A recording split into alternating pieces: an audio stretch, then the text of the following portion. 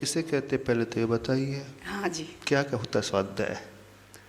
स्वाध्याय का अर्थ होता है वाचना, प्रचना, अनुप्रेक्षा, आमनाय, धर्मोपदेश, जो 5 भेद होते हैं।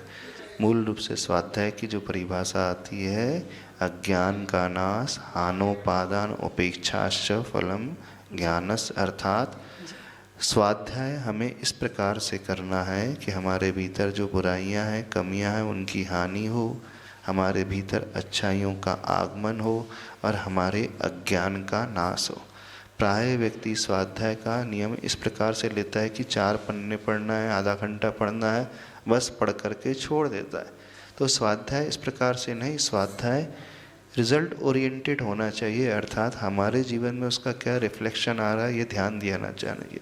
हाँ, वाचना भी एक स्वाध्याय का अंग आता है, उसकी शुरुआत उसी से होती है।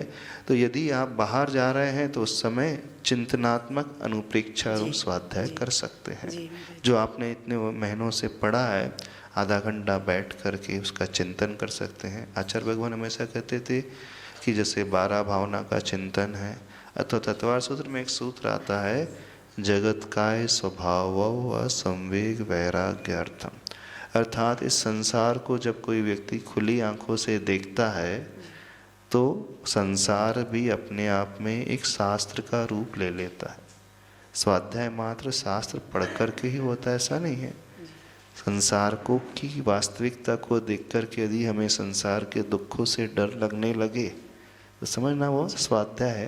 तो कुल मिलाकर के यदि हम ग्रंथ का वाचन नहीं कर पा रहे हैं, पूरा नहीं पढ़ पा रहे हैं, तो ये पुरुषार्थ करना चाहिए। उन परिस्थिति में हम अनुप्रेक्षा रूप 12 भावना का चिंतनात्मक रूप स्वाध्याय करें, अथवा आमनाय रूप आप कर सकते हैं, जो आपको कंठस्थ एक स्थान में बैठ कर के उसका आप पाठ करके अथवा उसका चिंतन कर सकते हैं। मेरी एक